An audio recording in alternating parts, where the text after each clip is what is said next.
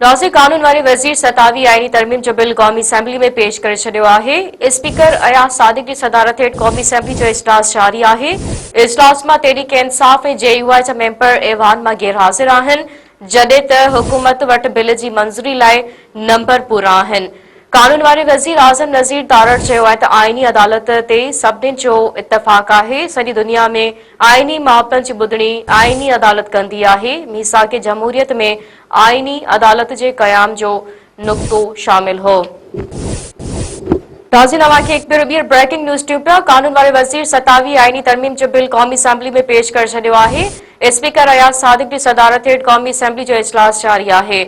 इजलास में तहरीक इंसाफ़ ऐं JUI जा मेंबर ऐवान में गैर हाज़िर आहिनि, जॾहिं त हुकूमत वटि बिल जी मंज़ूरी लाइ नंबर पूरा आहिनि। कानून वारे वज़ीर आज़म नज़ीर तारड़ चयो आहे त आईनी अदालत ते सभिनी जो इत्तफ़ाक़ आहे। सॼी दुनिया में आईनी मामलनि जी ॿुधणी आईनी अदालत कंदी आहे। मीसाक जमहूरियत में आईनी अदालत जे क़याम जो नुक़्तो शामिल हो।